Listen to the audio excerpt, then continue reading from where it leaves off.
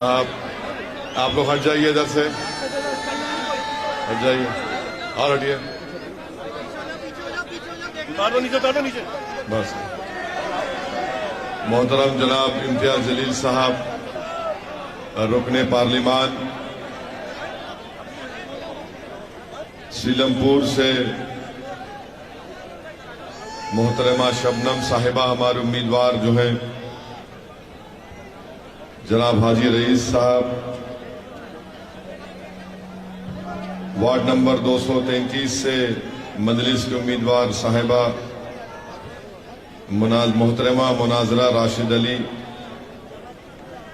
और बल्ली मारान से मजलिस के उम्मीदवार मोहम्मद उबैद साहब, मंच पर बैठे हुए तमाम हमारी इज्जतदार माँ और बहनें, मेरे मजलिस के तमाम साथी, मैं सबसे पहले आप तमाम का बेहद शुक्रिया अदा करता हूं कि आपने अपना कीमती वक्त निकालकर आज के इस इंतखाबी जलसे में शिरकत की है। मैं आपके सामने इसलिए आया हूं कि आप तमाम से दरख्वास्त कर सकूं कि 4 दिसंबर के दिन आप तमाम लोग अपना एक एक वोट हाजी रईस अहमद और मोहतरमा शबनम के हक में इस्तेमाल करें। बल्ली मारान से मोहम्मद उबैद साहब और वार्ड नंबर 233 से हमारी बहन मोहतरमा मुनाजरा राशिद अली के हक में इस्तेमाल करें। इनका सिंबल, इनका इंतखाबी निशान पतंग है। आप तमाम से मेरी ये गुजारिश है कि मजलिस इत्तेहादुल मुस्लिमीन को मजबूत करिए, और याद रखिए इस बात को मैं फिर से दोहरा रहा हूं कि भारत की राजनीति में सिर्फ उसी को सुना जाता है जिसका कोई नुमाइंदा जीत कर जाता है। अगर आप ये समझते हैं कि जज्बाती नारे लगाने से आपकी आवाज को सुना जाएगा, तो नहीं सुना जाता है। अगर आप ये समझते हैं कि हम एहतजाज करेंगे तो हमारे मसाइल और तकालीफ को हल कर दिया जाएगा, तो याद रखिए हम एहतजाज 8 दिन, 10 दिन, 1 महीना, 2 महीने कर सकते हैं, मगर साल के 365 दिन तो हम एहतजाज नहीं कर पाएंगे। और अगर कर भी पाएंगे तो उस तरह से अवाम का इत्तेमाद और अवाम की ताईद हासिल नहीं रहेगी। इसीलिए आप तमाम से मैं ये गुजारिश कर रहा हूं कि अपने वोट का सही इस्तेमाल करिए और मजलिस को मजबूत करिए। मजलिस इलेक्शन में इसलिए हिस्सा लेती है कि गरीब और मजलूम अवाम को उनका हक मिले।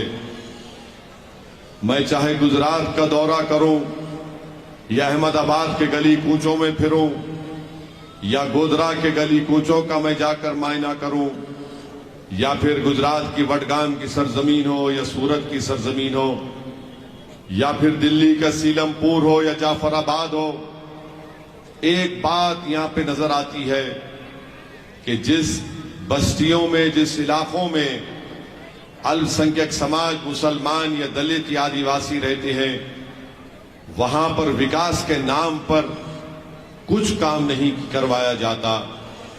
वहां पर खुली मोहरियां नजर आएंगी, वहां पर गंदगी नजर आएंगी, वहां पर कचरे के अंबार और पहाड़ नजर आएंगे, साफ पीने के पानी का कोई इंतजाम नहीं, वहां पर बच्चों की तालीम के लिए स्कूल नहीं, वहां पर बीमारों के लिए इलाज के लिए डिस्पेंसरी अस्पताल नहीं।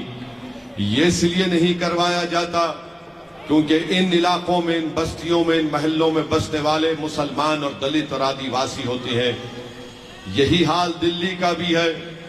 तो इसीलिए हम आपसे अपील करने आए हैं कि इन तकालीफ को अगर आपको दूर करना है तो आपको यहां से हाजी रईस अहमद के हाथ को मजबूत करना है, ताकि आपके इस वार्ड में, सीलमपुर में ये डेवलपमेंट के काम करवाए जाएं।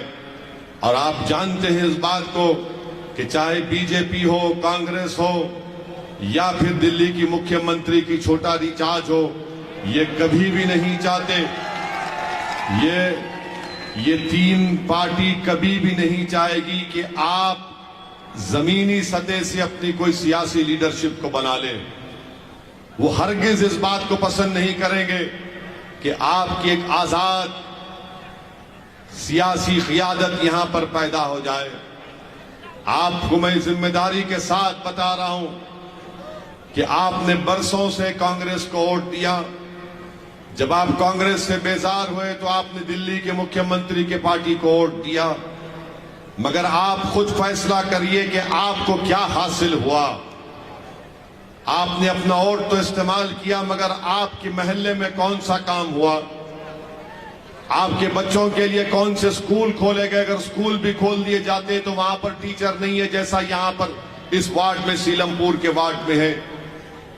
कौन से सफाई का इंतजाम किया गया?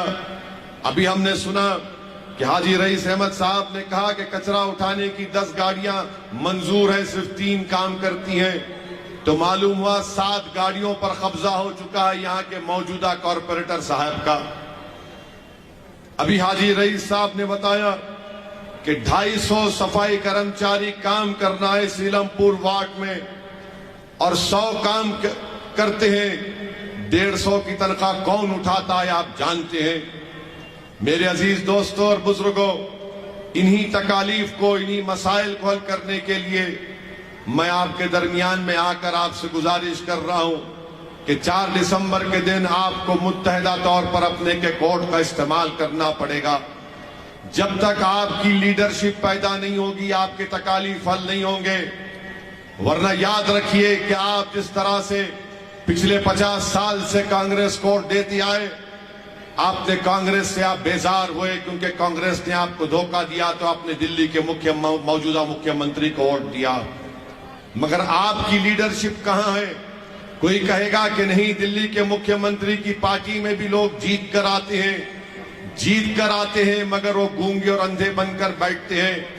उनको इस बात की इजाजत नहीं है कि दिल्ली के मुख्यमंत्री के साथ खड़े होकर उसकी आंख में आंख डालकर कहे कि तुमने जुल्म किया है, तुमने झूठ बोला है तबलीगी जमात के बारे में। इतना बड़ा झूठ तबलीगी जमात पर इल्जाम लगा दिया गया। पूरे मुल्क में जब कोविड शुरू हुआ तो सबसे पहले, अगर किसी ने कोविड के दौरान में जब लोग तड़प रहे थे, मर रहे थे ऑक्सीजन के लिए, अस्पताल के बेड के लिए, तो ऐसे वक्त में दिल्ली के मुख्यमंत्री ने सारे देश में अपना जहर उगला और कहा कि कोविड अगर फैल रहा है तो तबलीगी जमात से फैल रहा है। यही मुख्यमंत्री था। नहीं, थाली मारना नहीं है, थाली मारने के लिए नहीं कह रहा हूं, ना तुम्हारे से दाद हासिल करने के लिए कह रहा हूं। मेरा मकसद यह है कि जब आप यहां से उठकर जाएंगे तो एक सोच और फिक्र लेकर जाएं। जिस दिल्ली के मुख्यमंत्री ने तबलीगी जमात को बदनाम किया, मुसलमानों को बदनाम किया, और जब कोविड की लिस्ट जारी की जाती थी तो उसमें एक तरफ कहा जाता था कि इतने कोविड के पेशेंट हैं, बाजू लिखा जाता था तबलीगी जमात सुपर स्प्रेडर से इतने पेशेंट बढ़ गए। और पूरे मुल्क में, पूरे वतन अजीज में मुसलमानों को शक की निगाहों से देखना शुरू कर दिए लोग। अरे ये दाढ़ी वाला है, ये बुर्का पहनने वाली है, इससे कोविड फैल रहा है। नफरत बढ़ गई, कई लोगों पर हमला हुआ, इलाज नहीं हुआ, और उसका तमाम की तमाम जिम्मेदारी मौजूदा दिल्ली के मुख्यमंत्री पर आयद होती है। अब जब हम ये बयान करते हैं तो दिल्ली के मुख्यमंत्री के चमचे बोलेंगे, देखो ओवैसी भड़काऊ भाषण दे रहा है। मैं भड़काऊ भाषण नहीं दे रहा हूं, सच्चाई को बयान कर रहा हूं। आप जानते हैं, सारी दुनिया ने देखा उसको। फिर उसके बाद दूसरी तरफ आप चले जाइए, आप देखते हैं कि जब दिल्ली में फसादात हो रहे थे, दिल्ली में नफरत की आंधी बढ़ चुकी थी, ये दिल्ली का मुख्यमंत्री बजाय जाता लोगों से अपील करता कि भाई नफरत की आग को कम करो, हम इस देश के बाशिंदे हैं, हम भाई हैं, ये आग नहीं फैलनी चाहिए। कहां गया? गायब हो गया। और कहां जाता है? महात्मा गांधी के राजघाट पर जाकर अपने मंत्रियों को लेकर आंख और मुंह बंद करके बैठ जाता है। जनता के घर जल गए, लोग मर गए, दिल्ली का मुख्यमंत्री गायब, रूपोश, कहीं पर नजर नहीं आया। तीसरी मिसाल इसकी आपके सामने है कि शाहीन बाग का एहतजाज चल रहा था, CAA के खिलाफ हम सब ने एहतजाज किया और दुनिया ने देखा कि मैं और इम्तियाज जलील ने नरेंद्र मोदी के 300 MPओं के सामने लोकसभा में उनकी आंख में आंख डालकर कहा कि CAA का कानून भारत के संविधान के खिलाफ है, ये काला कानून है। हमने उस कानून के कागज को फाड़ दिया। और जब एहतजाज चल रहा था तो पूछो दिल्ली के मुख्यमंत्री से कहां पर था, तो कहा कि अगर शाहीन बाग, अगर मुझे मौका मिलता तो मैं शाहीन बाग को आधे घंटे में 15 मिनट में हटा देता था। फिर दिल्ली के फसादात में इन्हीं की पार्टी का एक शख्स जो बीजेपी में चला गया, उसने नारा लगाया देश के गद्दारों को गोली मारो। उसके खिलाफ FIR दर्ज नहीं करवाता, मगर तबलीगी जमात के खिलाफ FIR दर्ज कराते हैं मुख्यमंत्री। मेरे अजीज दोस्तों और बुजुर्गों, ये दिल्ली के मुख्यमंत्री का असली चेहरा है, ये दिल्ली के मुख्यमंत्री की असली सोच है। ये दिल्ली का मुख्यमंत्री जरूर बन गया गलती से, मगर याद रखिए ये 2013 का नरेंद्र मोदी है। ये आगे चलकर नरेंद्र मोदी के रिकॉर्ड को तोड़ना चाहता है। आप समझते हैं कि मैंने ये फ्री दिया, ये फ्री दिया, कोई फ्री नहीं दिया, कोई जेब से नहीं दे रहा है, जनता का पैसा है, किसी के बाप का पैसा नहीं है ये। अगर सब चीज फ्री दिया तो बताओ यहां पर स्कूल में टीचर क्यों नहीं है, यहां पर गंदगी क्यों है, यहां पर पीने के पानी का इंतजाम क्यों नहीं है? तो मालूम होगा कि नहीं, यहां पर टोपी वाले रहते हैं, यहां पर बुर्का पहनने वाली रहती है, यहां पर दलित बसता है। इसलिए यहां पर जब आएंगे, यहां पर जब केजरीवाल आएगा तो बोलेगा भाजपा को हराना है, हमको वोट दो। और जब दूसरी जगह जाएगा बोलेगा मैं पार्क बना दिया, मैं मेट्रो बना, वो स्कूल बना दिया, पानी की लाइन कर दिया। अरे तुम कब तक डराओगे बीजेपी से हमको? अगर किसी ने बीजेपी को कभी वोट नहीं दिया तो वो हम हैं, अल्पसंख्यक समाज मुसलमान। जिम्मेदारी के साथ कह रहा हूं, 2014 सुनिए, 2014 का लोकसभा का चुनाव हो, 2019 का लोकसभा का चुनाव हो, दिल्ली में एक बहुत बड़ी संस्था है, CSDS नाम है, उनका डेटा उठाकर देख लीजिए। आपने एग्रीमेंट कर लिया दिल्ली के मुख्यमंत्री ने मोदी के साथ कि बड़े भाई आप लोकसभा जीतिए, मैं असेंबली जीतता हूं। तो बड़े भाई ने कहा छोटे तू यहीं लगा रहे, मैं पूरे देश में लगा रहूंगा। आप बताइए मेरे अजीज दोस्तों और बुजुर्गों, आज आप देख रहे हैं कि यहां पर जो शख्स जिसको दिल्ली के मुख्यमंत्री की पार्टी जो मौजूदा कॉरपोरेटर साहब की तायीद कर रहे हैं, उन्होंने क्या किया? मुझे अभी हाजी रईस ने बताया कि जब मेट्रो चलती है, जब जाफराबाद का सीलमपुर का रेलवे स्टेशन आता है तो अनाउंसमेंट किया जाता है कि अपने जेब और सेलफोन को बचा कर रखिए, अपने जेब और सेलफोन को बचा कर रखिए। कौन इस क्रिमिनल्स को बचा रहा है? कौन यहां पर ड्रग बेचने वालों का साथ दे रहा है? मेरे बुजुर्गों, मेरी इज्जतदार मां और बहनों, आप यहां से मजलिस के उम्मीदवार को, मोहतरमा शबनम को कामयाब करिए। ये जितने अनासिर हैं, क्रिमिनल लोग हैं जो नौजवानों की जवानी को ड्रग्स के जरिए बर्बाद कर रहे हैं, जो जराइम में मुलविस हैं, इन तमाम को इंशाअल्लाह ताला हमारा शेर हाजी रईस इनको सुधार देगा चंद 24 घंटे के अंदर। मेरे अजीज दोस्तों और बुजुर्गों, आप देखते हैं कि हर जगह पर यही कोशिश होती है कि मजलिस का उम्मीदवार कामयाब ना हो। इसमें कांग्रेस, इसमें दिल्ली का मुख्यमंत्री और बीजेपी तीनों में एक पॉइंट पर मुत्तफिक है कि मजलिस ना जीते, कोई भी जीत जाए। मैं आपसे अर्ज कर रहा हूं कि अगर आपकी आवाज नहीं होगी तो आपकी तकालीफ को कोई नहीं सुना जाएगा। अगर आप अपने वोट से अपनी पार्टी के कैंडिडेट को कामयाब करेंगे तो आपकी वोट की अहमियत होगी। जमहूरियत ये नहीं है कि आप 50 साल से किसी को डालते रहें।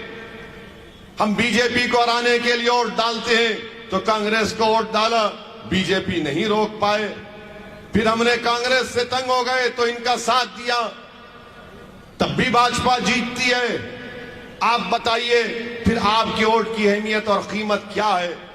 हां, आपके वोट की कीमत बढ़ेगी जब आप मुत्तहदा तौर पर पतंग के निशान पर बटन लगाएंगे दिल्ली के एमसीडी के चुनाव में। और मुझे यकीन है कि आप इंशाअल्लाह ताला अपना एक वोट का सही इस्तेमाल करेंगे। याद रखिए कि असदुद्दीन ओवैसी की जज्बाती तकारीर से कोई तब्दीली नहीं पैदा हो सकती। अगर तब्दीली पैदा होगी तो आपके सियासी शऊर के बेदार होने से पैदा हो सकती है। अगर जमीन पर इनकलाब पैदा होगा तो आपके मुत्तहदा पतंग के निशान पर वोट दबाने से होगा। अगर आप ये समझ रहे हैं कि हम ओवैसी को सुनने आए हैं तो सुन के क्या फायदा, उस पर अमल भी तो करना पड़ेगा। सुनकर क्या फायदा, उस पर अमल करना पड़ेगा 4 तारीख के दिन। हां, मैं पुकारता रहूंगा जब तक अल्लाह जिंदा रखेगा, मैं तो आपकी लड़ाई लड़ता रहूंगा। मगर आपसे पूछना चाह रहा हूं मेरे इज्जतदार मां और बहनों, ट्रिपल तलाक का मसला आया तो ओवैसी को बोलना चाहिए, हम बोले हैं। यूएपीए का कानून आया तो हमने उसके खिलाफ में वोट दिया। लोग बोलते ओवैसी क्या बोलेगा। CAA का कानून आया तो कहा गया कि ओवैसी बोलेगा या नहीं बोलेगा, हमने बोला। इखलाक को मारा गया, पीटा गया तो कहा गया कि ओवैसी बोला या नहीं बोला। पीलू खान को मारा गया तो पूछा गया कि ओवैसी ने बोला या नहीं बोला। यूनिफॉर्म सिविल कोड की बात आई तो आपने कहा कि ओवैसी बोला या नहीं बोला, तो हमने बोला। पार्लियामेंट में महंगाई का मुद्दा आया तो सबने पूछा कि ओवैसी ने भाषण में क्या बोला, वो देखा, हमने बोला देखो। हर मसले पर हम बोलते हैं और जो खामोश बैठे रहते हैं वो चुनाव में आकर कहते कि ओवैसी के लड़ने से फुला को फायदा पहुंचेगा। मैं आपसे अर्ज कर रहा हूं, अगर आप खामोश रहने वालों का साथ देंगे तो याद रखना मेरी इस बात को, तुम हमेशा के लिए तुमको ये लोग खामोश कर देंगे। अगर तुम लड़ने वालों का साथ दोगे तो तुम्हारी आवाज, तुम्हारी तकालीफ सारे भारत में गूंजेगी। अगर खामोश रहने वालों का साथ दोगे तो हमेशा के लिए खुदा ना खास्ता हमको खामोश कर देंगे। ये कहेंगे कि इस पर मत बोलो, उस पर मत बोलो, ऐसा मत करो, बीजेपी को फायदा हो जाएगा। बीजेपी को फायदा मुझसे नहीं हो रहा है, बीजेपी को फायदा इनसे हो रहा है। चाहे कांग्रेस हो या केजरीवाल की पार्टी हो, इनमें इतनी ताकत नहीं है कि बीजेपी को हरा सकें।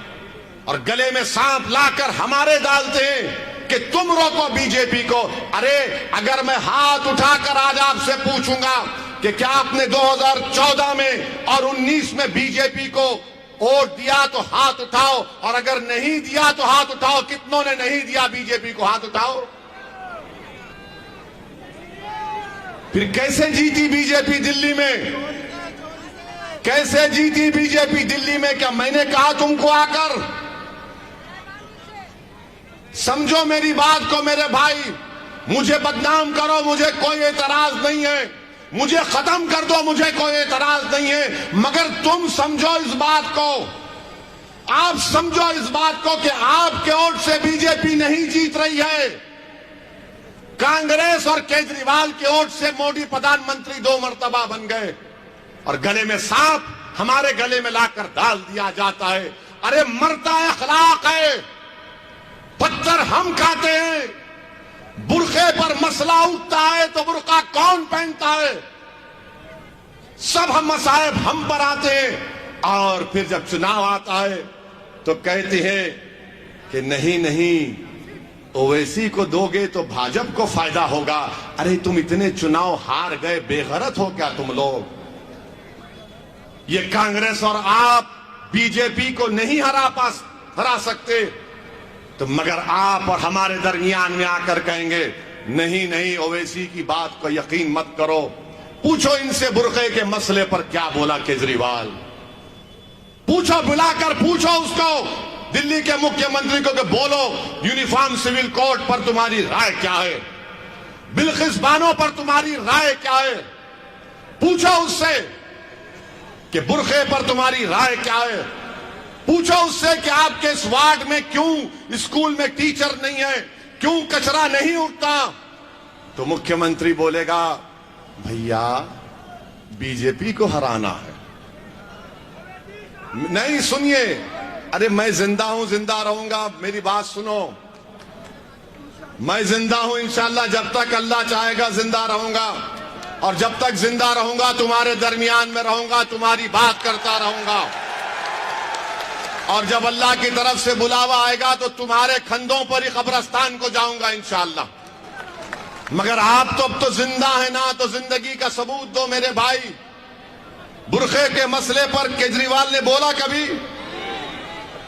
हम बोलते हैं तो बोलते क्यों तुम हर मसले में बोलते रहे, क्यों नहीं बोलेंगे? भारत के संविधान में right to choice fundamental right है। पूछो केजरीवाल से बिल्किस के बारे में क्यों नहीं बोलते तुम? तो बोलेंगे नहीं, बिल्किस के बारे में नहीं बोलेंगे। उनका डिप्टी चीफ मिनिस्टर का मीडिया में बयान है कि बिल्किस के बारे में नहीं बोलेंगे, स्कूल के बारे में बोलेंगे। वो जो बिल्किस जिसकी रेप कर दिया गया था, उसकी 3 साल की बेटी थी, एक मां के सामने बिल्किस की बेटी का कत्ल कर दिया गया। अगर वो बेटी जिंदा होती तो आज वो कॉलेज में पढ़ती होगी, मगर नहीं बोलेंगे। मेरे अजीज दोस्तों और बुजुर्गों, मेरी आपसे गुजारिश है कि आप मजलिस पार्टी का एक मर्तबा साथ दीजिए। मजलिस के उम्मीदवारों को कामयाब करके एमसीडी में भिजाइए, ताकि आपकी एक सियासी ताकत नजर आए। आपकी वोट की कोई अहमियत नहीं है, याद रखो मेरी इस बात को। अगर आप समझ रहे हैं कि आपकी वोट की अहमियत है, आपकी वोट की कोई अहमियत नहीं है। अगर आप ये समझ रहे हैं कि कांग्रेस है, केजरीवाल है, कोई वोट की अहमियत नहीं है आपकी। ये दिल्ली का मुख्यमंत्री हमारे बच्चों के, छोटे मासूम बच्चों के हाथ में झाड़ू देना चाहता है। कांग्रेस इन बच्चों, मासूम बच्चों के हाथ को खाली रखना चाहती है, और बीजेपी हमसे हाथ नहीं मिलाना चाहती। बीजेपी हमसे हाथ नहीं मिलाना चाहती है। मेरे अजीज दोस्तों और बुजुर्गों, याद रखिए मेरी इस बात को कि आप ही को तलाश करना पड़ेगा अपने मर्ज का इलाज। आपने ये सोचा 50 साल से कि नहीं ये मेरे मर्ज की दवा है, ये मेरे मर्ज की दवा है। मर्ज बढ़ता गया, मर्ज बढ़ता गया, इतना बढ़ गया कि अब गरीबी की सतह के नीचे गिर आप आ चुके हैं। इसका एक ही चीज, वाहिद वजह है कि आपकी सियासी आवाज नहीं है, आपकी सियासी ताकत नहीं है। हर कोई समाज का एक सियासी लीडर है, मगर अगर आप कहेंगे कि अल्पसंख्यक समाज क्यों नहीं अपना लीडर बनाती, तो सब बोलेंगे, कांग्रेस बोलेगी, बीजेपी बोलेगी, आप बोलेगी। नहीं नहीं, इससे फिरका परस्ती बढ़ेगी। अच्छा, जो ठाकुर का लीडर होगा, जो ब्राह्मणों का लीडर होगा, जो बनियाओं का लीडर होगा, जो ओबीसी का लीडर होगा, यादवों का होगा। मगर अगर किसी का लीडर नहीं देखना चाहते तो आपका लीडर नहीं देखना चाहते। नहीं, मेरे आप सुनिए मेरी बात को। ओवैसी साहब, अरे ओवैसी क्या करेगा? ओवैसी क्या हर मर्ज की दवा है? क्या मेरे पास जादू की छड़ी है? आपके पास है जादू की छड़ी, वो वोट है।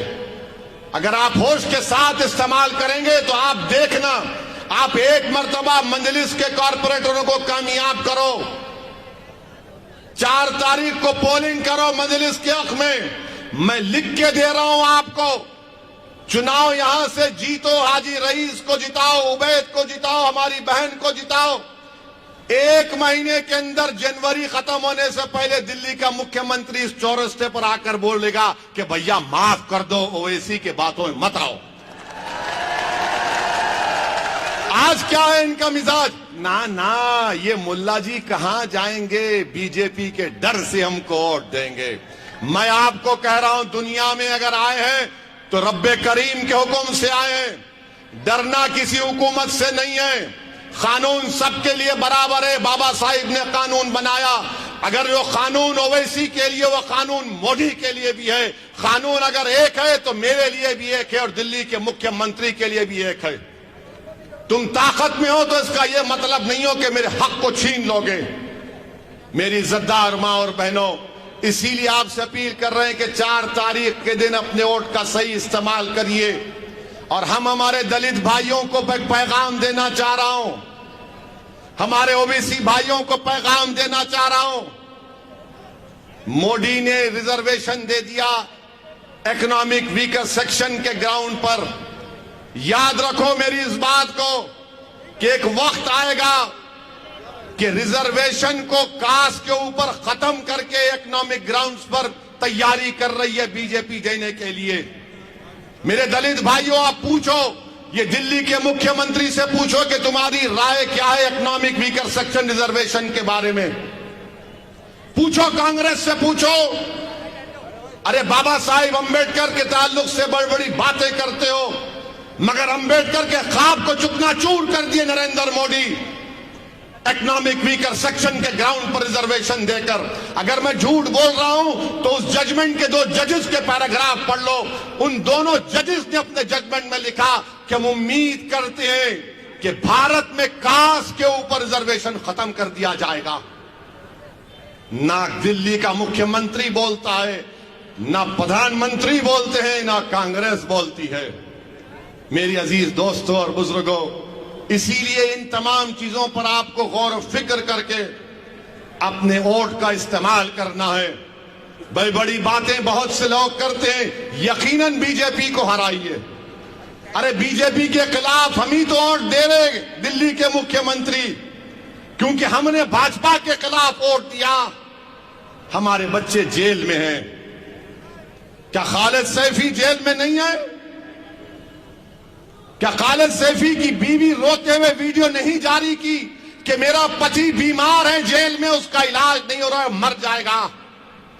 क्या आपकी आंख खोलने के लिए काफी नहीं है कि खालिद जेल में है, उसकी पत्नी वीडियो जारी करती है इलाज के लिए, और ये दिल्ली के मुख्यमंत्री का एक मंत्री जेल में है तो उसके पैरों को तेल लगाया जा रहा है। ये तुम्हारी जिंदगी है, ये हमारी इज्जत है कि बीवी पुकार रही है अपने पति के लिए। उससे बड़ा इल्जाम दिल्ली के मंत्री के ऊपर है, ईडी का केस है उसके ऊपर, मगर उसको जेल में तेल लगाया जा रहा है। और खालिद को जेल में ले जाने से पहले लाठियों से मारा गया था।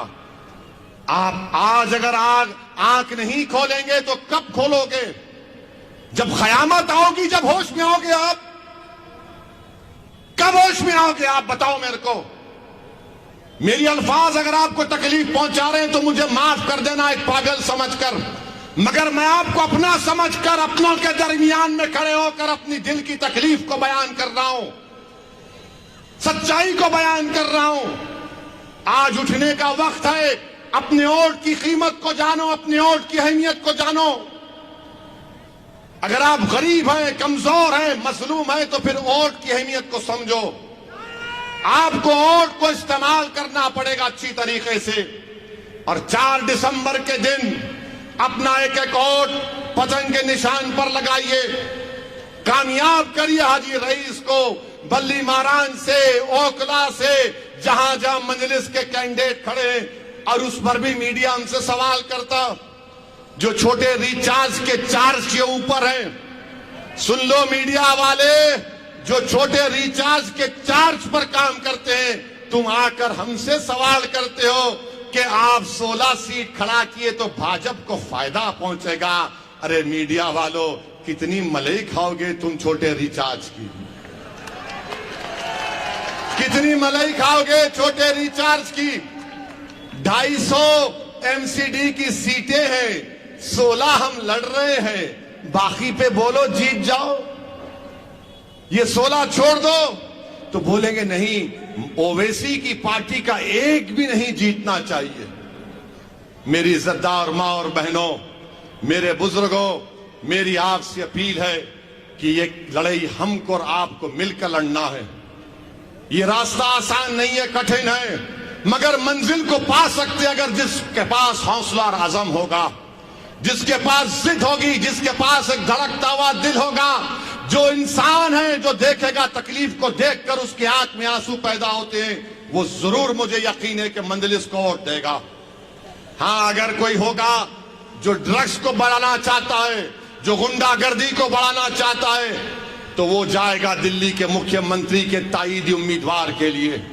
मगर अगर कोई शराफत चाहता है, तरक्की चाहता है, अमन चाहता है, विकास चाहता है, तो हाजी रईस का साथ देगा, मजलिस का साथ देगा। तो मैं आप तमाम से अपील करता हूं कि 4 दिसंबर के दिन सुबह के अवलीन वक्तों में आप अपने घर से निकलिए और अपना एक एक वोट पतंग के निशान पर बटन दबाकर अपने इत्तेहाद का सबूत दीजिए। क्या आप तमाम इंशाअल्लाह पतंग को वोट देंगे 4 दिसंबर के दिन? तो हाथ उठाकर बता दीजिए कि आप मजलिस को वोट देंगे। आप तमाम लोगों को बताइए, अगर आज जितने लोग यहां पर आए, आपसे अपील है कि एक एक आदमी जो यहां पर है वो 5-5 लोगों की जिम्मेदारी ले ले, बूथ पर जाए, बूथ पर वोट डाले, जनता को, अपने दोस्त को, रिश्तेदारों को लेकर जाकर वोट का इस्तेमाल करवाए और मजलिस की कामयाबी आपकी कामयाबी होगी, आपके इत्तेहाद की कामयाबी होगी। आपका बेहद शुक्रिया कि आप अपना वक्त निकाल कर आए। अस्सलाम वालेकुम व रहमतुल्लाहि व बरकातहू। नारे तकबीर। अस्सलाम वालेकुम।